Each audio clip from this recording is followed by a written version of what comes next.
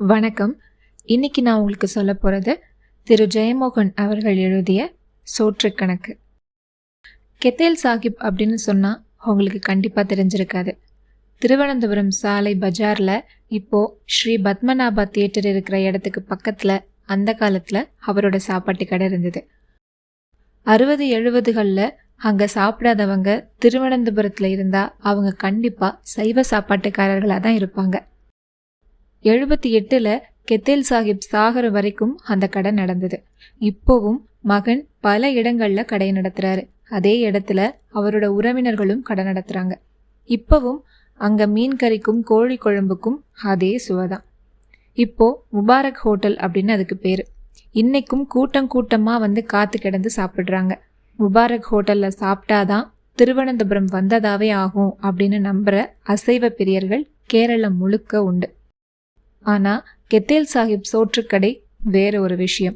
அது உங்களுக்கு சொன்னாதான் புரியும். இன்னைக்கு கூட முபாரக் ஹோட்டல் ஒரு சந்துக்குள்ள தகரக்கூரை போட்ட ஒரு கொட்டகையா தான் இருக்குது. அன்னைக்கெல்லாம் அது ஓலை போட்ட 15 அடிக்கு 8 அடி கொட்டகை, மூங்கில்ல கட்டி வச்ச பெஞ்சு, மூங்கில்ல செஞ்ச மேஜை. கொட்டகையோட 4 பக்கமும் திறந்து தான் கிடக்கும். வெயில் காலத்துல ஜிலுஜிலுன்னு காத்தோட்டமா இருந்தாலும் மழை காலத்துல ரொம்பவே நல்லா சாரல் அடிக்கும். கேரளத்தில் மழைக்காலம்தான் அதிகம். இருந்தாலும் கெத்தேல் சாஹிப்போட ஹோட்டலில் எந்த நேரமும் கூட்டம் இருக்கும். எந்த நேரம் நான் சொன்னேன்? அவர் எங்கே எந்த நேரமும் கடை திறந்து வச்சிருக்காரு. மதியம் 12 மணிக்கு கடையை திறப்பார். 3 மணிக்கெல்லாம் அடைச்சிருவார். அதுக்கப்புறம் சாயங்காலம் 7 மணிக்கு திறந்து ராத்திரி 10 மணிக்கெல்லாம் மூடிடுவார். காலையில் 11 மணிக்கே கடைக்கு முன்னாடி ஒட்டு திண்ணையிலையும் எதிர்பக்கம் ரஹமத் விலாஸ் அப்படிங்கிற ஒரு தையல் கடையிலையும் அருணாச்சலம் செட்டியார் அண்ட் சன்ஸ் மொத்த பலசரக்கு கடை குடோன் வாசல்லையும் ஆட்கள் வந்து காத்து கிடப்பாங்க. பாதி பேர் மாத்ருபூமியோ கேரள கௌமுதியோ வாங்கி வந்து வாசிப்பாங்க. பாலகிருஷ்ணனோட சூடான அரசியல் கட்டுரைகளை பற்றி விவாதங்களும் நடக்கும். சில சமயங்களில் அதுக்கு வாய் தகராறும் உண்டு. இதெல்லாம் சாஹிப் கடையை திறக்கிறதுக்கு அறிகுறியா வாசல்ல தொங்க விட்டுருக்கிற அந்த சாக்கு கோணியை மேலே தூக்கி சுருட்டி வைக்கிற வரைக்கும் மட்டும்தான். கூட்டம் கூட்டமாக உள்ளே போய் உட்காந்துருவாங்க. கெத்தேல் சாஹிப் ராட்சச மாதிரி இருப்பார். 7 அடி ஒசரம், தூணு தூணா கையும் காலும் இருக்கும். அம்மத்தழும்பு போட்ட பெரிய முகம், ஒரு கண் அம்மை போட்டு அது கலங்கி சோழி விழுந்தது மாதிரி இருக்கும். இன்னொரு கண் சின்னதா சிவப்பா தீக்கங்கு போல இருக்கும். தலையில வெள்ளை கலர்ல ஒரு வலை தொப்பி, மீசை இல்லாத வட்டத்தாடிக்கு மருதாணி போட்டு சிகப்பாக்கி வச்சிருப்பாரு. இடுப்புல கட்டம் போட்ட லுங்கி, அதுக்கு மேல பட்டையா ஒரு பச்சை கலர் பெல்ட். மலையாளினாலும் கெத்தேல் சாஹிப்புக்கு மலையாளம் அவ்வளோ சரளமாலாம் பேச வராது. அரபிக் கலந்த மலையாளம் தான் பேசுவார். அவரோட குரலையே அதிகமாக கேட்க முடியாது. கேட்டாலும் 1-2 வார்த்தை மட்டும்தான் பேசுவார். பரின்னு அவர் கனத்த குரலை சொல்லிட்டு உள்ள போனா ஆட்கள் வந்து பெஞ்சில் அப்படியே நிறைஞ்சு உட்காந்துருவாங்க. கூப்பிட வேண்டிய அவசியமே கிடையாது. உள்ள இருந்து கோழி குழம்பும் பொரிச்ச கோழியும் கொஞ்சு வறுவலும் கரிமீன் பொள்ளலும் மத்தி கூட்டும் எல்லாம் கலந்து மனம் ஏற்கனவே கூப்பிட்டு இருக்கும். நானும் இத்தனை நாளா சாப்பிடாத ஹோட்டலே கிடையாது. கெத்தேல் சாஹிப்போட சாப்பாட்டு மனம் எப்பவுமே அதுல வந்தது கிடையாது. வாசுதேவன் நாயர், அதுக்கு ஒரு கணக்கு இருக்குடே, சரக்கு வாங்குறது ஒருத்தன் வைக்கிறது இன்னொருத்தன்னா எப்பவுமே சாப்பாட்டுல ருசியும் மனமும் அமையாது. கெத்தேல் சாஹிப் மீனும் கோழியும் மட்டும் இல்ல, அரிசியும் மளிகையும் எல்லாம் அவரே போய் நின்று பார்த்து தான் வாங்குவார். குவாலிட்டியில் ஒரு எள்ளளவு வித்தியாசம் இருந்தால் கூட வாங்க மாட்டார். கொஞ்சம் அவருக்குன்னு சிறை கீழே இருக்கிற காயல்ல இருந்து வரும். பாப்பின்னு ஒரு மாப்பிள்ளை பிடிச்சி வலையோட அதுகளை தண்ணிக்குள்ளேயே போட்டு இழுத்துட்டு கொண்டு வருவான். அப்படியே தூக்கி அதை அப்படியே கொண்டு போய் சமைக்க ஆரம்பிச்சிருவாரு சாஹிப். மக்கா, நேர்மையா இருந்தா அதுக்குண்டான ருசி தன்னால வரும் பார்த்துக்கோ அப்படின்னு சொல்வாரு. என்ன செய்வாரோ, அவர் கடையில் சாப்பிட்ட 15 வருஷத்துல ஒரு நாள் கூட அவரோட குவாலிட்டியிலேருந்து கீழே இறங்கி வந்ததே கிடையாது. அதை எப்படி சொல்லி புரிய வைக்கிறதுன்னு தெரியல. நேர்மை மட்டும் கிடையாது, அதுக்கு ஒரு கணக்கும் இருக்கு. சாஹிப்போட கடையில குழம்பும் பொரியலும் எப்பவும் நேர அடுப்புல இருந்து சூடாதான் வரும். வர்ற கூட்டத்தை முன்னாடியே அவர் கணிச்சு அதுக்கேற்ற மாதிரி அடுப்புல சமைச்சிட்டு இருப்பாரு. அவரும் அவரோட பீபியும் 2 பையங்களும் 2 உதவியாளர்களும் மட்டும்தான் சமையலுக்கு. அவங்க எல்லாருமே சாஹிப்க்கு கட்டுப்பட்டவங்க தான். அவர் மூக்காலேயே ருசியை கண்டுபிடிச்சிருவாரு. ஆனா இதெல்லாம் சும்மா சொல்றது தான். அங்க ஒரு தேவதை இருந்துச்சுன்னு தான் சொல்லணும். சரி, தேவதை இல்ல, ஜீன். அரேபியால இருந்து வந்த ஜீன் இல்ல, மலபார்ல ஏதோ ஒரு கிராமத்துல பிறந்து கல்லாயி புழியின் தண்ணீர் குடிச்ச ஜீன். மற்றபடி அவரை பத்தி எதுவுமே தெரியாது. அவர் பேசுறதே கிடையாது யூஸ்வலா. அவரை யாராவது வசியம் பண்ணி பேச வச்சா தான் உண்டு. பஞ்சம்பிழைக்கு வந்த குடும்பம். சின்ன வயசுலயே சாஹிப் தெருவுக்கு வந்துட்டாரு. 20 வயசு வரைக்கும் கையில பெரிய கெட்டிலோட டீ சுமந்து தான் வித்துட்டு இருந்தாரு. அந்த பேர் அப்படித்தான் அவருக்கு வந்தது. அதுக்கப்புறம் ஒரு ரோட்டோரமா மீன் பொரிச்சு விற்க ஆரம்பிச்சாரு. அதுக்கப்புறம் ஒரு சாப்பாட்டு கடை. கெத்தேல் சாஹிப்போட கையால குடிச்ச டீ சாயாவுக்கு அப்புறம் இன்னைக்கு வரைக்கும் நல்ல சாயாவே குடிச்சதில்ல அப்படின்னு அனந்த நாயர் ஒரு முறை சொல்லியிருக்காரு. சாஹிப்க்கு ஒரு குறையும் இல்லை. அம்பலமுக்கில் பெரிய வீடு, கூட்டு குடும்பம், நகரத்தில் 7-8 கடை இருக்கு. 3 பெண்களை கட்டி கொடுத்துட்டாரு. 3 மாப்பிள்ளைங்களுக்கும் ஆளுக்கு ஒரு கடை வச்சு கொடுத்துருக்காரு. எல்லாம் ஹோட்டலில் சம்பாரிச்சதுன்னு சொன்னால் ஆச்சரியப்பட மாட்டீங்க. ஆனால் அவரோட வியாபார முறையை சொன்னால் கண்டிப்பாக ஆச்சரியப்படுவீங்க. சாஹிப் சாப்பாட்டுக்கு காசே வாங்க மாட்டார். டீ வித்த காலத்துல இருந்தே இந்த பழக்கத்தை தான் அவர் கடைப்பிடிச்சிட்டு வர்றாரு. கடையோட முன்னாடி ஒரு மூலையில் ஒரு சின்ன தகர டப்பா உண்டியல் வச்சுருப்பாரு. சாப்பிட்டுட்டு போகிறவங்க அதில் எவ்வளோ வேணுனாலும் போட்டுக்கலாம். யாரும் பார்க்க போகிறதில்ல. நீங்கள் போடாமலும் போகலாம். எத்தனை நாள் போடாமல் போனாலும் எவ்வளவு சாப்பிட்டாலும் கெத்தேல் சாஹிப் அதை கவனிக்கவே மாட்டார். தெருவில் சட்டை போடாமல் காக்கி நிக்கரும் வட்ட தொப்பியுமா அலைஞ்ச டீ பையனாக இருக்கும்போதே கெத்தேல் சாஹிப் அப்படித்தானா. ஒரு சின்ன டப்பா அவர் பக்கத்தில் இருக்கும். அதில் விரும்பினா காசு போட்டுக்கலாம். விலையே கேட்கக்கூடாது. அவர் அதை சொல்லவும் மாட்டார். ஆரம்பத்தில் கொஞ்சம் தெருப்பொறுக்கிகள்லாம் வம்பு பண்ணியிருக்காங்க. அதில் பேப்பரை மடித்து போட்டிருக்காங்க. அந்த டப்பாவையே அப்படியே தூக்கிட்டு போயிருக்காங்க. மாதக்கணக்கில் வருஷக்கணக்கில் கூட சும்மாவே டீ குடிச்சிட்டு போயிருக்காங்க. கெத்தேல் சாஹிப்புக்கு அவங்களோட முகம் கூட ஞாபகம் இருக்காது. ஒரே ஒரு முறை கெத்தேல் சாஹிப் ஒருத்தனை அடிச்சிட்டாரு. வெளியூர்காரி ஒருத்தி ரோட்டில் மல்லி மிளகு சீரகம் புடைச்சி கூலி வாங்குற ஒரு ஏழை பெண் எங்கேயோ தமிழ்நாட்டு கிராமத்திலிருந்து பஞ்சம் பிழைக்க வந்தவ அங்கே நின்று டீ குடிச்சிட்டு இருந்தா.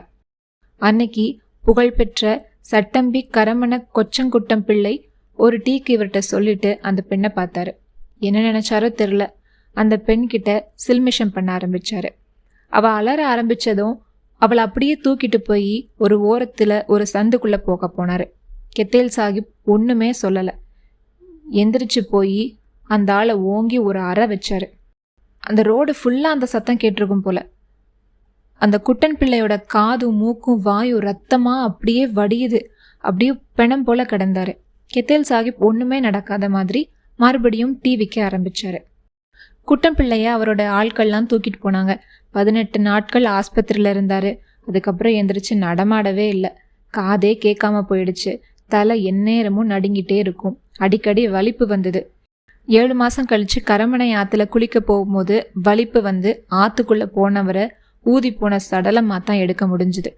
ஒரு மாப்பிள்ளை எப்படி கொலநாயரை அடிக்கலாம் அப்படின்னு கிளம்பி வந்த கும்பலை சாலை மகாதேவர் கோயில் ட்ரஸ்டி அனந்த நாயர் போய் சோழிய பாருங்கடே, நியாயத்தை விட்டு கழிச்சா சில சமயம் துளுக்கம் கையால் சாவணும்னு இருக்கும், சில சமயம் எறும்பு கடிச்சும் சாவு வரும் அப்படின்னு சொல்லிட்டாரு. அவர் சொன்னதுக்கு அப்புறமா அந்த பஜாரில் மறுபேச்சே இல்லை. நான் முதல்ல கெத்தேல் சாஹிப் கடைக்கு சாப்பிட வந்தது 68. என்னோட சொந்த ஊர் கன்னியாகுமரி பக்கம் ஒசர வேலை. அப்பாவுக்கு கோட்டாட்டில் ஒரு ரைஸ் மில்லில் கணக்கு பிள்ளை வேலை. நான் நல்லா படித்தேன். ஹைஸ்கூல் முடித்ததுக்கப்புறம் காலேஜில் சேர்க்கணும் அப்படின்னு சொன்னாங்க. அப்பாவோட சம்பாத்தியத்தில் அதை நினச்சி கூட பார்க்க முடியாது. ஆனால் சொந்தத்தில் ஒரு மாமா திருவனந்தபுரம் பேட்டையில் இருந்தார். ஒரு சுமாரான ஒரு ப்ரெஸ் வச்சுருந்தார். அவர் மனைவிக்கு தாழக்குடி. எல்லாரும் ஒன்றுக்கு ஒன்று தான். அப்பா என்னை கையை பிடிச்சி கூட்டிகிட்டு பஸ் ஏறி போய் தம்பானூரில் இறங்கி பேட்டை வர நடத்தியே கூட்டிகிட்டு போனார்.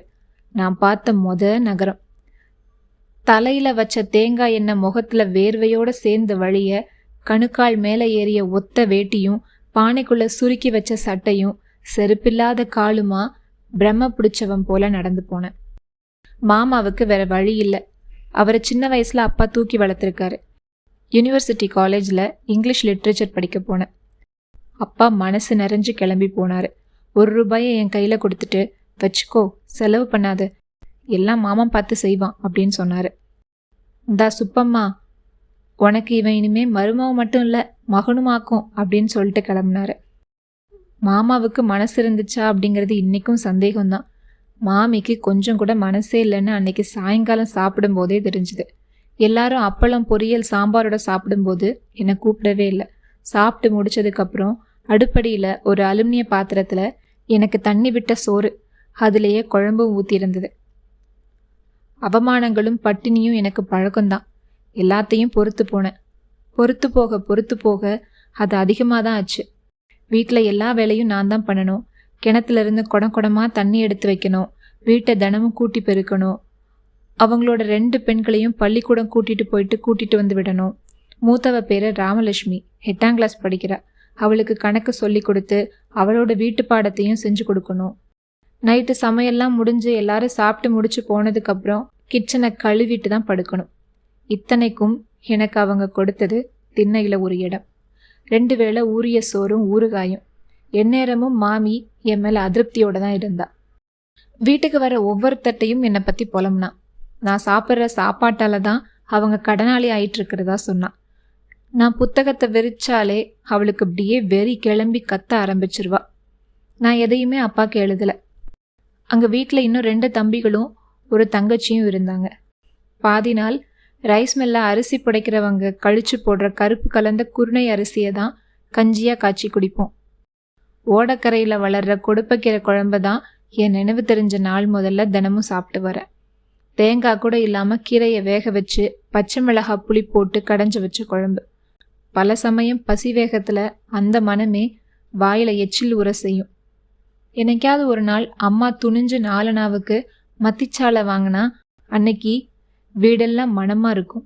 அன்னைக்கு மட்டும் நல்ல அரிசியில் சோறு சமைப்பா. அந்த நாள் முழுக்க ஏதோ தியானம் இருந்தது மாதிரி அந்த மத்தி குழம்பு நினப்பு தான் இருக்கும்.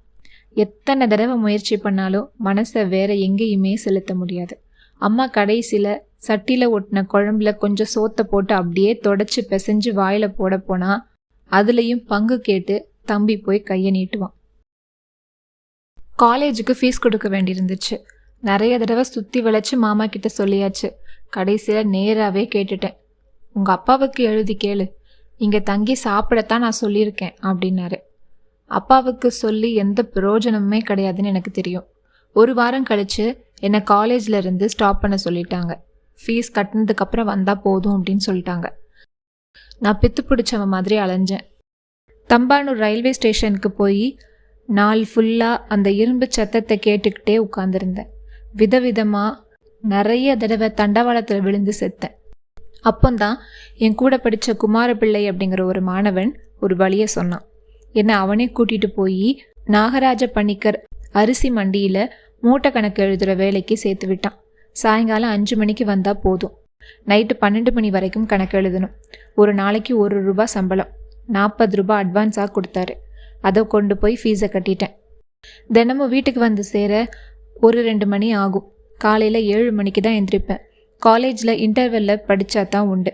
ஆனாலும் நான் நல்ல மாணவனாக தான் இருந்தேன். கிளாஸில் கூர்ந்து கவனிக்கிற வழக்கம் எனக்கு இருந்துச்சு. நேரம் தான் எனக்கு பத்தலை. யூனிவர்சிட்டி காலேஜில் இருந்து செக்ரட்டரியேட் வழியாக குறுக்கில் போனால் கரமனை சாலை வழியாக பஜாருக்கு போக 3/4 மணி நேரம் ஆகிடும். சண்முகம் பிள்ளை கடைசி கிளாஸ் எடுத்தாருன்னா 4:30 மணி வரைக்கும் கொண்டு போயிடுவார். நான் போகிறதுக்கு லேட்டானால் பரமசிவம் கணக்கு பார்க்க வந்து உட்காந்துருவான். அதுக்கப்புறம் போனாலும் பிரயோஜனம் இல்லை. வாரத்தில் 4 நாள் தான் சரக்கு வரும். அதில் ஒரு நாள் போனால் வாரத்தில் 1/4 பங்கு வருமானம் இல்லாமலே போனது போல தான். மாத சம்பளம் எனக்கு கொடுக்கல. வரவேண்டிய 15 ரூபாயையும் பணிக்கர் முன்பணத்தில் வரவு வச்சுட்டாரு. நான் காலையில் எந்திரிச்சதும் மாமியை முன்னாடி வந்து ஒரு நோட்டு புத்தகத்தை கொண்டு வந்து கொடுத்துட்டு போனான். எடுத்து பார்த்தேன். ரொம்ப பழைய நோட்டு. நான் வந்த நாளில் இருந்து சாப்பிட்ட ஒவ்வொரு வேளை சாப்பாட்டுக்கும் அதில் கணக்கு எழுதியிருந்தது. ஒரு வேளைக்கு 2 அணா கணக்கு போட்டு மொத்தம் 48 ரூபா என்னோட பற்றில் இருந்துச்சு. எனக்கு தலையே சுத்திருச்சு. மெதுவாக சமையல் கட்டுக்கு போய் என்ன மாமி இது அப்படின்னு கேட்டேன். சோறு சும்மாவா போடுவா, நீ இப்போ சம்பாதிக்கிறல்ல, கொடுத்தா தான் உனக்கும் மரியாதை எனக்கும் மரியாதை அப்படின்னா. கணக்கு தப்பாக இருந்தால் சொல்லு பார்ப்போம், நான் அப்போ இருந்து ஒரு நாள் விடாமல் எழுதிட்டு தான் வரேன் அப்படின்னு சொன்னான். நான் கண் கலங்கி தொண்டை அடைச்சி பேசாமல் நின்னேன். அதுக்கப்புறம் நான் இப்படின்னு நினைக்கல மாமி, எனக்கு அவ்வளோ ஒன்றும் கிடைக்காது, ஃபீஸ் கட்டணும், புக்கு வாங்கணும் அப்படின்னு சொன்னேன். இந்தா பாரு, நான் உனக்கு என்னத்துக்கு சும்மா சோறு போடணும்? எனக்கு 2 பொண்ணுங்க இருக்குது. நாளைக்கு அதுகளை ஒருத்தங்கிட்ட அனுப்பணுன்னா பணமும் நகையுமா எண்ணி வைக்கணும், பார்த்துக்கோ. கணக்காக இருந்தால் தான் உனக்கும் மரியாதை, எனக்கும் மரியாதை. நான் அமைதியான குரலில் கேட்டேன். என்கிட்ட இப்போ பணம் இல்லை மாமி, நான் கொஞ்சம் கொஞ்சமாக கொடுத்துட்றேன் அப்படின்னு சொன்னேன். கொடுப்பேன்னு எப்படி நம்புறது அப்படின்னு கேட்டா. நான் ஒன்றுமே திருப்பி சொல்லலை. அன்றைக்கி சாயங்காலமே நான் அங்கேருந்து கிளம்பிட்டேன். நேராக பணிக்கரோட குடோன்லேயே வந்து தங்கிட்டேன். அந்த பணிக்கருக்கும் ஃப்ரீயாக ஒரு வாட்ச்மேன் கிடைச்ச சந்தோஷம். மாமி என்னோட முக்கியமான புக்கெல்லாம் பணத்துக்காக அழகாக பிடிச்சி வச்சுக்கிட்டா. ரோட்டில் நான் ரொம்ப சந்தோஷமாக தான் இருந்தேன். கரமனை ஆற்றுல குளியல், அங்கேயே எலிசாமா இட்லி கடையில் 4 இட்லி, நேராக காலேஜ். மதியானம் சாப்பிட்றதில்ல. சாயங்காலம் வேலை முடிஞ்சதுக்கப்புறம் ஒரு பொறை இல்லைனா ஒரு டீ குடிச்சிட்டு படுத்துருவேன். கணக்கில் ஒரு வேளை உணவு தான். எந்த நேரமும் பசி இருந்துகிட்டே இருக்கும். எதை யோசித்தாலும் சாப்பாட்டு நினைப்பில் தான் வந்து முடியும். குண்டான ஒருத்தனை பார்த்தா கண்ணை அங்கேருந்து எடுக்கவே முடியாது. எவ்வளோ சாப்பிடுவார் அப்படிங்கிற ஒரே நினப்பு தான். சாலை மகாதேவர் கோவில் வழியாக போகும்போது பாயாச வாசனை வந்தால் உள்ளே போயிடுவேன். அந்த இலையில வச்சு தர்ற பாயாசமும் பழமும் ஒரு நாள் இட்லி செலவை மிச்சப்படுத்திடும். சாஸ்தாவுக்கு சுண்டல், இசக்கியம்மைக்கு மஞ்சள் சோறு அப்படின்னு அடிக்கடி ஏதாவது கிடைக்காம இருக்காது. ஆனாலும் எனக்கு பணம் போதலை. முன்பணத்தை அடைச்சி முடிக்கிறதுக்குள்ள அடுத்த காலேஜ் ஃபீஸை கேட்டுட்டாங்க. இதை தவிர மாதம் 5 ரூபாய் சேர்த்து கொண்டு போய் மாமிக்கு கொடுத்தேன். பரீட்சைக்கு முன்னாடியே புத்தகங்களை மீட்டாகணும். நான் மெலிஞ்சு போய் கண்ணெல்லாம் குழி விழுந்து நடமாடவே முடியாதவனா ஆயிட்டேன். கணக்கு போட்டுட்ருக்கும்போது திடீர்னு தலை அப்படியே சுற்றி சுழண்டு ஏதோ ஒரு ஆழத்துக்கு போயிட்டு திரும்பி வர்ற மாதிரி இருக்கும். வாயில் எந்த நேரமும் ஒரு கசப்பு, கை காலில் ஒரே நடுக்கும். பேட்டை வர காலேஜுக்கு நடக்கிறதுக்கே 1 மணி நேரம் ஆச்சு. என்னோட கனவெல்லாம் சோறு. ஒரு நாள் ரோட்டில் ஒரு நாய் அடிபட்டு செத்து கிடந்தது. அந்த நாயோட கறியை எடுத்து கொண்டு போய் குடோனில் பின்பக்கம் கல்லடுப்பு கட்டி அதை சுட்டு திங்கிறத பற்றி நான் யோசிச்சு பார்த்தேன் அப்படின்னா பார்த்துக்கோங்க. எச்சில் ஊறி சட்டையில் வழிஞ்சிருச்சு. அப்போதான் கூலி நாராயணன் சொன்னான் கெத்தில் சாஹிப் ஹோட்டலை பற்றி. பணம் கொடுக்க வேண்டாம் அப்படிங்கிறது எனக்கு சுத்தமாக நம்பவே முடியாமல் இருந்துச்சு. நிறைய பேர்கிட்ட கேட்டேன், உண்மைதான் அப்படின்னு சொன்னாங்க. இருந்தால் கொடுத்தா போதும் அப்படின்னு சொன்னாங்க. எனக்கான அதில் தைரியம் வரல. ஆனால் கெத்தில் சாஹிப் ஹோட்டலை பற்றின நினப்பு எந்த நேரமும் என் மனசில் ஓடிட்டே இருந்துச்சு. 4-5 தடவை அந்த ஹோட்டலுக்கு வெளியில் நின்று பார்த்துட்டு பேசாமலே வந்துட்டேன். ஆனால் அந்த மனம் என்னை அப்படியே பித்து பிடிச்சவனா ஆக்குச்சு. நான் பொரிச்ச மீனை வாழ்க்கையிலே 2 தடவை தான் சாப்பிட்ருக்கேன். 2 தடவையும் சொந்தத்தில் ஒரு பண்ணையார் வீட்டில் தான் சாப்பிட்ருக்கேன். 1 வாரம் கழித்து 3 ரூபாய் சேர்ந்ததுக்கப்புறம் அந்த பணத்தோட கெத்தில் சாஹிப் ஹோட்டலுக்கு போனேன். சாஹிப் ஹோட்டலை திறக்கிற வரைக்கும் எனக்கு உடம்பே நடுங்கிட்டு இருந்துச்சு. ஏதோ திருட்டுத்தனம் பண்ண வந்தவன மாதிரி ஃபீல் பண்ணேன். கும்பலோட கும்பலாக உள்ளே போய் ஓரமாக யாருமே கவனிக்காத மாதிரி ஒரு இடத்துல போய் உட்காந்துக்கிட்டேன். ஒரே சத்தம். சாஹிப் புயல் வேகத்தில் வந்து சோறை பரிமாறிட்டு இருந்தார். கவிழ்க்கப்பட்ட தாமரை இலையில தான் சாப்பாடு. ஆவி பறக்க சிவப்பு சம்பா சோறை எடுத்து அப்படியே சிப்பல்ல அள்ளி கொட்டி அதுக்கு மேலே செவந்த மீன் கறியை ஊற்றினார். சில பேருக்கு கோழி குழம்பு, சில பேருக்கு வறுத்த கோழி குழம்பு. அவர் யாரையுமே கவனிக்கலை அப்படின்னு தான் தெரிஞ்சது. ஆனால் அதுக்கப்புறம் தான் கவனித்தேன், அவருக்கு எல்லாரையுமே தெரியும். நிறைய பேர்கிட்ட அவர் என்ன வேணும் அப்படின்னு கேட்குறதே கிடையாது. அவரே மீனையும் கறியையும் வச்சார். ஆனால் யாருக்கிட்டையும் உபச்சாரமாக எதையுமே சொல்லலை. அவர் பரிமாறினார். 2வது தடவை குழம்பு பரிமாற மட்டும் ஒரு பையன் இருந்தான். என்கிட்ட வந்தவர் என்னை பார்த்தாரு. எந்தா புள்ளச்சே, புத்தனா வண்ணதா அப்படின்னாரு. என்னை எப்படி கவனிச்சாரு அப்படிங்கிறத யோசித்து ரொம்ப வியந்து போயிட்டேன். சோத்தை கொட்டி அதுக்கு மேலே குழம்பு ஊற்றினார். ஒரு பெரிய பொரிச்ச சிக்கனோட கால், 2 துண்டு பொரிச்ச மீன். தின்னு அப்படின்னு உருமிட்டு அப்படி திரும்பி போயிட்டார்.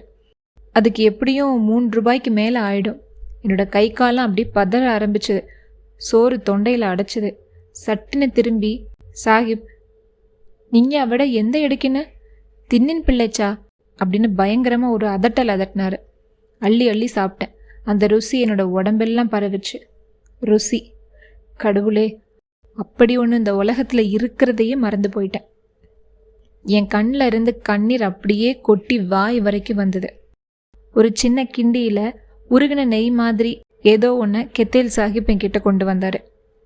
என்னோட சோத்தில் அதை கொட்டி இன்னும் கொஞ்சம் குழம்பு விட்டு, குழச்சி தின்னோ ஹம்கே, மீன் கொழுப்பானு அப்படின்னு சொன்னார். ஆற்று மீனோட கொழுப்பு அது. அதோட செவில் பகுதியிலிருந்து மஞ்சளாக வெட்டி வெளியில் எடுப்பாங்க. கறிக்கு அது தனி ருசியை கொடுத்துச்சு. அதிகமாக சாப்பிட்டு பழக்கம் இல்லாததுனால ஒரு கட்டத்தில் என் வயிறே அடைச்சி போச்சு. சட்டுன்னு இன்னும் 2 சிப்பல் சோறை என்னோட இலையில கொட்டினாரு.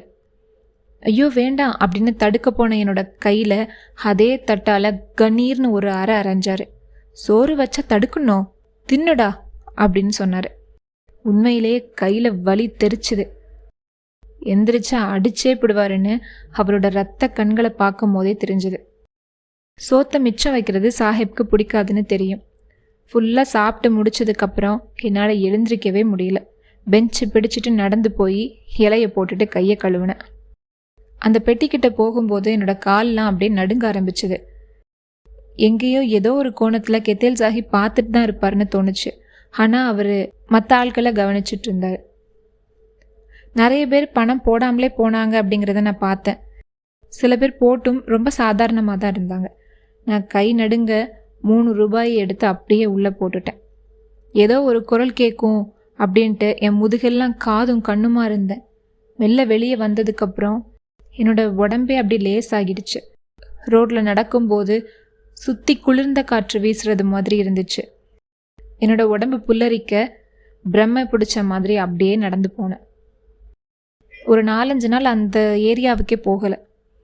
மறுபடியும் 2 ரூபாய் சேர்த்ததுக்கு அப்புறமா கெத்தேல் சாஹிப் கடைக்கு போனேன். அவருக்கு என்ன அடையாளம் தெரிஞ்சதுங்கிறது அதே மாதிரி கொழுப்பை கொண்டு வந்து கொட்டின போது தான் தெரிஞ்சுது. அதே அதட்டல், அதே வசை, அதே மாதிரி உடல் வெடிக்கிற அளவுக்கு சாப்பாடு. இந்த தடவை பணத்தை நிதானமாக தான் போட்டேன். மறுபடியும் 3 நாள் கழிச்சு போனப்போ என் கையில் 7 ரூபாய் இருந்துச்சு. அன்னைக்கு சாயங்காலம் அதை மாமிக்கு கொடுக்கணும். அதில் 2 ரூபாய்க்கு சாப்பிடலாம் அப்படின்னு நினச்சேன். 2 அணாவுக்கு மேலே சாப்பிட்றது அப்படிங்கிறது ரொம்ப ஊதாரித்தனமாக தோணுச்சு. ஆனால் ருசி என்னை விடவே இல்லை. அந்த டைம்லலாம் என்னோட கனவுல கூட கெத்தேல் சாஹிப்போட ஹோட்டல் மீன் குழம்பும் கோழி பொரியலும் தான் வந்துட்டு இருந்தது. உட்காந்து சாப்பிட்டுட்டு எந்திரிக்கும் போது தான் பணம் போடாமல் போயிட்டா என்ன அப்படிங்கிற எண்ணமே வந்தது. அந்த நினைப்பே என்னோட வயிறை ஒரு மாதிரி கலங்கடிச்சுது. அதுக்கப்புறம் சாப்பிடவே முடியல. ஒரு பால் எடுத்து அதை தண்ணியில் முக்கிறது மாதிரி இந்த சோத்தை அப்படியே தொண்டையில் வச்சு அழுத்த வேண்டியிருந்தது. கண்ணெல்லாம் அப்படியே இருட்டிட்டு வந்தது. எந்திரிச்சு போய் கை கழுவிட்டு நடக்க ஆரம்பித்தேன். சிறுநீர் முட்டுதா, தலை சுத்துதா, மார்படைக்குதா ஒன்றுமே புரியலை. பேசாமல் பணத்தை போட்டுட்டு போகலாம் அப்படின்னு தோணுச்சு. மெல்ல நடந்து உண்டியல் பக்கத்தில் வந்தேன். அதை தாண்டி போக முடியல. காதெல்லாம் ஒரே இறைச்சல். சட்டுன்னு 7 ரூபாயும் அப்படியே தூக்கி உள்ளே போட்டுட்டு வெளியே வந்துட்டேன். வெளிக்காத்து பட்டதுக்கு அப்புறம்தான் நான் என்ன செஞ்சுருக்கேன் அப்படிங்கிறது எனக்கு புரிஞ்சுது. 1/2 மாத சம்பாத்தியம் அப்படியே போயிடுச்சு. எத்தனை பாக்கி இருக்குது? காலேஜ் ஃபீஸ் கூட என்ன கட்ட 8 நாள் தான் இருக்குது. என்ன பண்ணிட்டேன்? முட்டாள்தனத்தோட உச்சம். மனசு உருகி கண்ணீர் வந்துட்டே இருந்தது. ரொம்ப பெரிய ஒரு ஏமாற்றம். கடைக்கு போய் உட்கார்ந்தேன். நைட்டு வரைக்கும் ரொம்ப வேலை இருந்ததுனால தப்பிச்சேன்.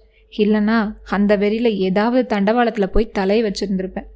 அன்னைக்கு தோணுச்சு, நம்ம ஏன் அழணும்? அந்த பணம் தீர்ற வரைக்கும் கெத்தேல் சாஹிப் ஹோட்டலில் சாப்பிட்டா போயிடுச்சு. அந்த நினைப்பு தான் ஆறுதலாக இருந்துச்சு. மறுநாள் மதியம் வரை தான் காலேஜ். நேராக வந்து கெத்தேல் சாஹிப் ஹோட்டலில் உட்காந்து நிதானமாக சாப்பிட்டேன். அவர் கொண்டு வந்து வச்சுட்டே இருந்தார். கொஞ்சம் கேப் விட்டால் கூட எந்திரிச்சிருவேன்னு நினச்சி, டேய் வாரி தின்னுடா ஹிமாரே அப்படின்னு சொன்னார். சாப்பிட்டுட்டு கை கழுவிட்டு பேசாமல் நடந்து போகும்போது உள்ள கெத்தேல் சாஹிப் கேட்டால் என்னென்ன சொல்லணும் அப்படிங்கிறத என் மனசுக்குள்ளே தீர்மானம் பண்ணி வச்சுருந்தேன். ஆனால் அவர் என்னை கவனிக்கவே இல்லை. வெளியில் வந்தப்போ ரொம்ப ஏமாற்றமாக இருந்தது. கொஞ்ச நேரத்தில் அவர் மேலே ஒரு எரிச்சலே வந்தது. பெரிய இவர்னு நினைப்பு. தர்மத்துக்கு கட்டுப்பட்டு எல்லாரும் பணம் கொடுக்கறதுனால இவன் பெரிய தர்மவானா தெரிகிறான். ரம்ஜானுக்கு சக்காத்து கொடுக்குறவங்கெல்லாம் பணத்தை கொண்டு வந்து உண்டியலில் போடுறதுனால தான் பிழைக்கிறான். சும்மாவா கொடுக்குறான்? இப்படி கிடைச்ச பணம் தானே வீடும் சொத்துமா இருக்கு. போடலன்னா எது வர பொறுப்பான்? பார்ப்போமே. அந்த எரிச்சல் எதனால்னு தெரியவே இல்லை. ஆனால் உடம்பு முழுக்க அது இருந்துகிட்டே இருந்துச்சு. அதே எரிச்சலோடு தான் மறுநாள் போய் சாப்பிட உட்காந்தேன். கெத்தேல் சாஹிப் கேட்க மாட்டாரு அப்படிங்கிறது எனக்கு நல்லாவே தெரியும். ஆனால் அவரோட பார்வையில் அவரோட நடத்தையில் ஒரு சின்ன மாற்றம் தெரிஞ்சால் கூட அன்னைக்கு அங்கே போகிறத நிறுத்திடணும் அப்படின்னு நினச்சிக்கிட்டேன். கொஞ்சம் அதிகமாக உபசரித்தா கூட அவருக்கு கணக்கு இருக்குது, கவனிக்கிறாரு அப்படிங்கிறது தான் அர்த்தம். ஆனால் கெதில் சாஹிப் அவரோட வழக்கமான அதே வேகத்தோடு தான் பரிமாறிட்டு இருந்தார். கொழுப்பை கொண்டு வந்து ஊற்றுனாரு. கோழி தின்னு பிள்ளைச்சா அப்படின்னு ஒரு அரை கோழியை வச்சார். அதுக்கப்புறம் மீனை வச்சார். அவர் இந்த உலகத்தில் தான் இருக்காரு. உண்மையிலே இது ஒரு மாப்பிள்ளை தானா இல்லை ஏதாவது ஜின்னா? ரொம்ப பயமாக இருந்துச்சு. கடைசியாக சோறை போட்டு சாப்பிட்டப்போ தான் கெதில் சாஹிப் கறி பொரிச்ச மிளகாய் காரத்தோட தூளையும் கொஞ்சம் கருகின கோழி காலையும் கொண்டு வந்து வச்சார். நான் அதை விரும்பி சாப்பிட்றத வெளியே காட்டிக்க கூடாதுன்னு எப்பவும் நான் நினச்சிருக்கேன். ஆனால் அது அவருக்கு தெரிஞ்சது எனக்கு ஆச்சரியமாக தெரியல. அந்த காரத்தை சோத்துல போட்டு பிசைஞ்சப்போ அப்படியே மனம் வந்தது. அந்த கண்ணீரை அடக்கவே முடியல. என்னோட வாழ்நாளில் யாருமே எனக்கு பறிஞ்சு சோறு போட்டது கிடையாது.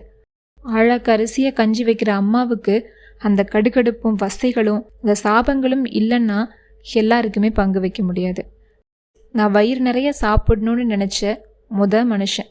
எனக்கு கணக்கு பார்க்காம சாப்பாடு போட்ட கை, அன்னமிட்ட கைன்னு சொல்கிறாங்களே, அந்திம கணம் வரை நெஞ்சில் நிற்கும் அன்னையின் கை அப்படின்னு சொல்கிறாங்கல்ல.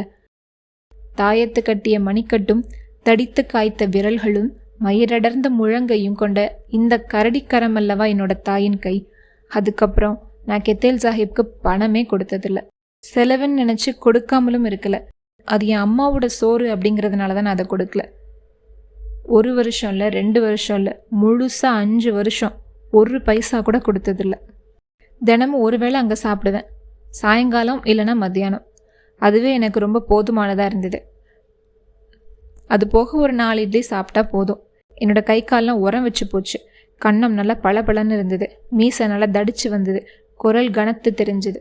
நடையில் ஒரு மிடுக்கு வந்தது. பேச்சில் ஒரு கண்டிப்பு இருந்தது. சிரிப்பில் ஒரு தன்னம்பிக்கை இருந்தது. கடையில் என்னோட இடம் கிட்டத்தட்ட மேனேஜருக்கு நிகராக ஆச்சு. சரக்குகளை வரவு வச்சு தேவைக்கு ஏற்ப எடுத்து கொடுப்பது முழுக்க என்னோட பொறுப்பு தான். படிப்பு செலவுக்கு போக ஊருக்கும் கொஞ்சம் மாதம் பணம் அனுப்பினேன். நான் பிஏ ஃபர்ஸ்ட் கிளாஸில் பாஸ் பண்ணதுக்கப்புறம் அதே யூனிவர்சிட்டி காலேஜில் எம்ஏ படிக்க போனேன். ஒரு தனி ரூமை வாடகை எடுத்துகிட்டு ஒரு நல்ல சைக்கிளும் வாங்கிக்கிட்டேன். ஒவ்வொரு நாளும் கெதில் சாஹிப்போட கையால் தான் சாப்பிட்டேன். மெதுவாக பேச்சு குறைஞ்சு அவர் என்னை பார்க்குறாரா அப்படிங்கிற சந்தேகம் கூட எனக்கு ஆரம்பிச்சுது. ஆனால் என் இலை மேலே அவரோட கனத்த கைகள் அந்த சாப்பாட்டோட நீளும் போது தான் அது அன்பே உருவான அம்மாவோட கை அப்படிங்கிறது எனக்கு தெரிஞ்சுது. என்னோட தம்பி சந்திரன் 11வது வகுப்பு முடிச்சுட்டு டிரைவிங் லைசன்ஸ் எடுத்து கவர்மெண்ட் டிரான்ஸ்போர்ட்டில் சேர்ந்ததுக்கு அப்புறமா வீட்டு கஷ்டம் கொஞ்சம் குறைஞ்சிது. நான் அப்பப்போ வீட்டுக்கு போவேன். அம்மா நல்ல அரிசி வாங்கி மீன் குழம்பு வச்சு அவளே பரிமாறி கொடுப்பா.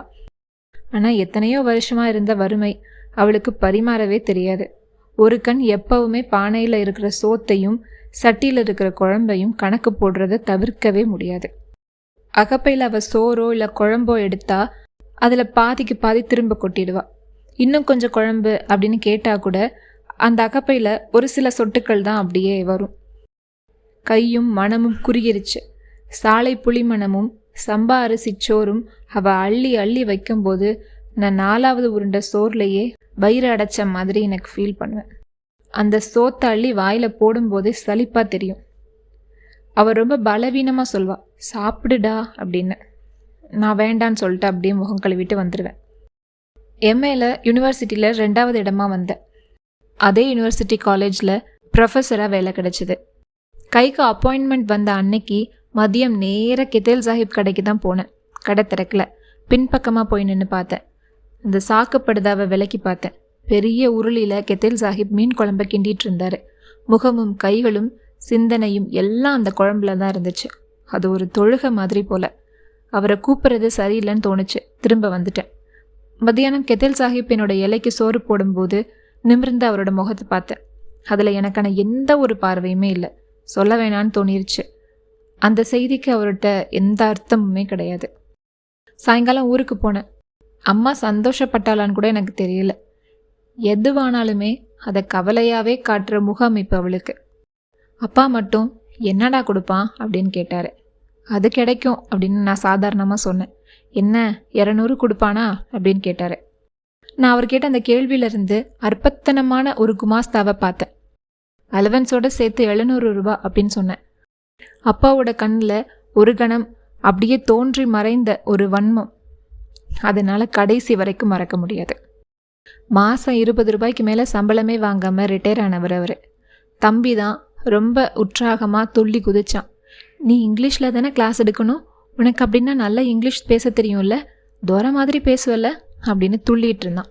அம்மா ரொம்ப கோபத்தோட, துள்ளுறது சரி, உன் பணத்தை சேர்த்து கீழே உள்ள தங்கச்சியை கரையேற்றுற வழியை பாருங்க அப்படின்னு சொன்னான். அவளோட ஆங்காரம் அப்படித்தான் வெளிவந்தது. துள்ளனவெல்லாம் எங்கே கிடக்கான்னு கண்டல்ல, தாழக்குடிக்காரிய அன்னைக்கு சமூகம் அவன் கல்யாணத்தில் பார்த்தேன். பூஞ்சம் பிடிச்ச கருவாடு கணக்காட்டில் இருந்தா. என்ன ஆட்டம் ஆடினா பாவி, சாமி நின்று கொடுக்கும்ல அப்படின்னா. ஏட்டி நீ என்ன பேசுத? இந்தா நிற்கானே உன் மவன், அவள் போட்ட சோத்துல தான் படித்து ஆளானா. நன்றி வேணும் பார்த்துக்க, நன்றி வேணும் அப்படின்னு சொன்னார் அப்பா. என்ன நன்றி? இம்புடு சோறும் குழம்பும் போட்டா, அதுக்கு உள்ளதை கணக்கு போட்டு அவள் மூஞ்சிலே விட்டுறிஞ்ச போருமே, இல்லைனா நாளைக்கு பின்ன வேற ஒரு கணக்கோட வந்து நிற்பா வாசல்ல அப்படின்னு அம்மா சொன்னான். அப்பா சி உன் வாயை மூடுடி அப்படின்னு சொல்ல அங்கே ஒரு சண்டை வந்தது. மறுநாள் தாழக்குடிக்கு போனேன். மாமா இறந்து 2 வருஷம் ஆயிடுச்சு. திடீர்னு ஒரு காய்ச்சல். நான் தான் ஹாஸ்பிட்டலில் கூடவே இருந்தேன். அவரோட ஈரில் ஏற்பட்ட காயம் வழியாக இதயம் வரைக்கும் பாக்டீரியா போயிடுச்சு. 3ஆம் நாள் இரவில் செத்து போயிட்டாரு. எல்லாம் முடிஞ்சதுக்கப்புறமா அந்த ப்ரெஸ்ஸோட கணக்கெல்லாம் பார்த்தோம். 2000 ரூபாய் கடன் இருந்துச்சு. அந்த பில்டிங் ஓனர் ப்ரெஸ்ஸை காலி பண்ணணும்னு சொன்னார். இருக்கிற எல்லா மெஷினரியும் விற்று அந்த கடன் எல்லாம் அடைச்சதுக்கப்புறமா மாமிக்கிட்ட 3000 ரூபாய் மட்டும்தான் மிஞ்சிச்சு. அவள் அதை எடுத்துகிட்டு தாழக்குடிக்கே வந்துட்டாள். அவள் பங்குக்கு கொஞ்சம் நிலம் இருந்துச்சு. ஒரு வீட்டை ஒத்திக்கு எடுத்துக்கிட்டா. ராமலட்சுமி 11ஆம் கிளாஸுக்கு மேலே படிக்கவே இல்லை. சின்னவ 8ஆம் கிளாஸ். மாமி ஆடியே போயிட்டா. நாள் போக போக பணம் கரைஞ்சு அந்த பீதி அவளோட முகத்தில் தெரிஞ்சு அவள் மெலிஞ்சே போயிட்டா. ஊருக்கு வரும்போதெல்லாம் போய் பார்த்துட்டு ஏதோ மரியாதைக்காக கொஞ்சம் பேசிட்டு டேபிளில் ஒரு 10 ரூபாய் வச்சுட்டு வருவேன். அன்னைக்கு வீட்டில் மாமி இல்லை, ராமலட்சுமி மட்டும்தான் இருந்தா. அவளும் கொஞ்சம் ஒரு மாதிரி தான் இருந்தா. ஒரு அங்கணமும் திண்ணையும் சமையல் சாய்ப்பு மட்டும்தான் வீடு. சுருட்டப்பட்ட பாய்கள் கொடியில் தொங்குச்சு. தரையில் சாணி மெழுகப்பட்டிருந்தது. ஒரு சின்ன டேபிள் மேலே ராணிமுத்து நாவல். ராமலட்சுமி கொல்லை பக்கம் வழியாக வெளியில் போய் பக்கத்து வீட்டில் இருந்து சீனியோ டீ தூளோ வாங்கிட்டு வந்து எனக்கு ஒரு பிளாக் டீ போட்டு கொடுத்தா. டேபிள் மேலே டம்ளரை வச்சுட்டு கதவு கிட்ட போய் மறைஞ்சு நின்னா. அவள் ரொம்ப சுட்டியான பெண் தான், ஆனால் கணக்கு மட்டும் வரவே வராது. திருவனந்தபுரத்தில் அவளுக்கு கூட்டு வட்டியை மட்டும் 20 நாளைக்கு மேலே சொல்லி கொடுத்துருக்கேன். என்ன பேசுறதுன்னு தெரியல. அவள் வேற யாரோவா தெரிஞ்சா. 10 நிமிஷம் கழிச்சு எந்திரிச்சு வரேன் அப்படின்னு சொன்னேன். அம்மா இப்போ வந்துருவா அப்படின்னு மெல்லமாக சொன்னான். இல்லை வரேன் அப்படின்னு சொல்லிட்டு டேபிளில் ஒரு 50 ரூபா வச்சுட்டு வெளியில் வந்துட்டேன். நான் வரும்போது எதிரில் மாமி வந்தா. அழுக்கு சேலையை கட்டிட்டு ஒரு நார்பெட்டியை தலையில் வச்சுருந்தா. என்னை சாதாரணமாக பார்த்து கொஞ்ச நேரம் கழிச்சு தான் புரிஞ்சுக்கிட்டா. ஐயோ அக்கா அப்படின்னு சொன்னான். பெட்டியை நான் பிடிச்சி கீழே இறக்கி வச்சேன். அதில் தவிடு இருந்தது. எங்கேயோ கூலிக்கு நெல் குத்த போகிறா போல. தவிடு தான் கூலி, அதை விற்கிறதுக்காகத்தான் கொண்டு போகிறா. வீட்டுக்கு வாமக்கா அப்படின்னு கையை பிடிச்சா. இல்லை நான் போகணும், இன்றைக்கே திருவனந்தபுரம் போகிறேன் அப்படின்னு சொல்லிட்டு வேலை கிடச்சிருக்கு காலேஜில் அப்படின்னு சொன்னேன். அவளுக்கு அது சரியாக புரியலை. அவளோட வறுமை மூளையை உரசி உரசி அதை மழுங்கடிச்சு வச்சிருக்கு. சட்டுன்னு புரிஞ்சுக்கிட்டு ஐயோ என் மக்கா நல்லா இருடே அப்படின்னு என்னோட கையை மறுபடியும் பிடிச்சிக்கிட்டா. உனக்கு ஒரு வேலை கிடைச்ச பிறகு கேட்கலான்னு இருந்தேன், கேட்க எனக்கு நாதி இல்லை மக்கா. இன்னான்னு தர என் கையில் கால் சக்கரம் இல்லை. பாத்தியா, கண்டவனுக்கு நெல் குத்தி கொடுத்து கஞ்சி குடிக்கிறோம். தவிடு விற்கலன்னா அந்தி பசிக்கு பச்சை தவிடையாக்கும் திங்கிறது மக்கா. ஆனால் நல்ல காலத்தில் நான் உனக்கு சோறு போட்டிருக்கேன். என் கையால் கஞ்சி குடிச்சுதான் நீ ஆளான. 8 மாதம் தினம் 2 வேளைனா கூட 500 வேளை நான் உனக்கு சோறும் கறியும் விளம்பியிருக்கேன் பார்த்துக்க. அதெல்லாம் உன் அம்மைக்கு இப்போ தெரியாது. அந்த நன்றி அவளுக்கு இல்லைனாலும் உனக்கு இருக்கும் மக்கா. ராமலட்சுமிக்கு உன்னை விட்டால் யாரும் இல்லை. சவத்துக்கு ராத்திரியும் பகலும் உன் நினப்பா இருக்கு. அவளுக்கு ஒரு ஜீவிதம் கொடுராசா. தின்ன சோத்துக்கு நன்றி காட்டலன்னா அதுக்குண்டான கணக்கை நீ ஜென்மாந்திரமா தீக்கணும் பார்த்துக்க அப்படின்னு சொன்னான். அவகிட்ட இருந்து வந்து பஸ்ல ஏறினதுக்கு அப்புறமா வேப்பங்காவை கடிச்சது மாதிரி வாய் முழுக்க கசப்பு. நேர திருவனந்தபுரம் வந்தேன். முதல் மாதம் சம்பளம் வாங்கினதும் அம்மாவுக்கு பணம் அனுப்புனேன். அம்மா பதில் கடிதத்தில், சுப்பம்மா வந்து உன் அப்பா கிட்ட பேசியிருக்கா. உங்கள் அப்பாவுக்கும் அரை மனசு தான். அது நமக்கு வேண்டாம் கேட்டியா? அவங்க செஞ்சதுக்கு 100 1000 அந்த குட்டி கல்யாணத்துக்கு கொடுத்துருவோம். நம்ம யாருக்கும் சோத்து கடன் வச்ச மாதிரி வேண்டாம். இப்போ நல்ல இடங்கள்ல கேட்குறாங்க, நல்லா செய்வாங்க. பூதப்பாண்டியிலேருந்து ஒரு வரம் வந்திருக்கு, பார்க்கட்டுமா அப்படின்னு கேட்டிருந்தா. நைட்டு ஃபுல்லாக யோசிச்சுட்டே தூங்கிட்டேன். காலையில் மனசு தெளிவாக இருந்தது. அம்மாவுக்கு, இந்த பாரு, பொண்ணு கொஞ்சம் படித்தவளாக இருக்கணும் அப்படின்னு பதில் கடிதம் எழுதி போட்டேன். மாதமே கேன்டீன் சாமிநாத ஐயர் நடத்தின 20000 ரூபாய் சீட்டில் சேர்ந்தேன். மாதம் 500 ரூபாய் தவணை கட்டணும். அதில் 4000 ரூபாய் தள்ளி ஏலத்தில் எடுத்தேன். 16000 ரூபாயை மொத்தமாக மாத்திருபூமி நாளிதழில் சுருட்டி கட்டி கையில் கொடுத்துட்டாரு. எல்லாமே 100 ரூபாய் நோட்டுகள். அவ்வளோ பணத்தை என் கையால் நான் தொட்டதே கிடையாது. ஒரு விதமான திகில் என்னை அப்படியே கூச வச்சுது. என்னோட ரூமில் கொண்டு வந்து வச்சு அதையே பார்த்துட்டு இருந்தேன். இவ்வளோ பணத்தை என் கையால் நான் சம்பாதிப்பேன்னு எப்போவுமே நினச்சி பார்த்ததில்ல. அதை வச்சு திருவனந்தபுரத்தில் ஒரு சின்ன வீட்டை கூட வாங்கிட முடியும். அந்த மதிய நேரம் கெதேல் சாஹிப்போட கடைக்கு போனேன். கடை திறந்ததும் உள்ளே போய் உண்டியல்ல பணத்தை போட ஆரம்பித்தேன். பெட்டி நிறைஞ்சதும் கெதேல் சாஹிப் கிட்ட வேற பெட்டி கேட்டேன். டா அமீதே, பெட்டி மாற்றடா அப்படின்னாரு. பையன் பெட்டியை மாற்றி வச்சதும் மறுபடியும் போட்டேன். மொத்த பணத்தையும் போட்டதுக்கு அப்புறமா கையை கழுவிட்டு வந்து உட்கார்ந்தேன். கெதேல் சாஹிப் இலை போட்டு எனக்கு பிடிச்ச கொஞ்சு பொரியலை வச்சாரு. சோறு போட்டு குழம்பு ஊற்றினாரு. அவர்கிட்ட எந்த மாறுதலும் இருக்காதுன்னு எனக்கு நல்லாவே தெரிஞ்சிருந்தது. ஒரு சொல் கூட சொல்லலை. எனக்கு அந்த சைடில் 2 பசங்க உட்கார்ந்துருந்தாங்க. நாயர் பசங்க. சத்தில்லாத பூசணம் பூத்த சருமம், வெளுத்த கண்கள். கெதேல் சாஹிப் அள்ளி அள்ளி வச்ச கறியை முட்டி முட்டி தின்னுட்டு இருந்தாங்க. கெதேல் சாஹிப் இன்னொரு துண்டு கறியை ஒருத்தனுக்கு வைக்கும்போது, ஐயோ வேண்டா அப்படின்னு எந்திரிக்கவே செஞ்சிட்டான். கெதேல் சாஹிப், தின்னுடா மோனே அப்படின்னு அவன் மண்டையிலே ஒரு அடி போட்டார். பலமான அடி. அவன் அப்படியே பயந்து போய் உட்காந்துட்டான். கண்ணில் எதுவும் காரத்தூள் விழுந்ததோ என்னமோ, அழுதுகிட்டே சாப்பிட்டுட்டான். கெதேல் சாஹிப் மாறி மாறி கோழி குழம்பும் மீனும் கொஞ்சமாக பரிமாறிட்டு இருந்தார். நான் எதிர்பார்த்தது அவரோட கண்களில் ஒரு பார்வையை. நானும் ஒரு ஆளாகிட்டேன் அப்படின்ட்டு என் தாய்க்கு தெரிய வேண்டாமா? ஆனால் அவரோட கண்கள் வழக்கம் போல என்னை சந்திக்கவே இல்லை.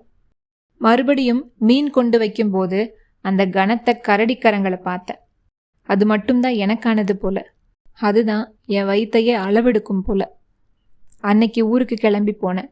ராமலட்சுமியை அடுத்த ஆவணியில் திருமணம் செஞ்சுட்டு இங்கே கூட்டிகிட்டு வந்துட்டேன். இப்படி இந்த கதை முடியுது.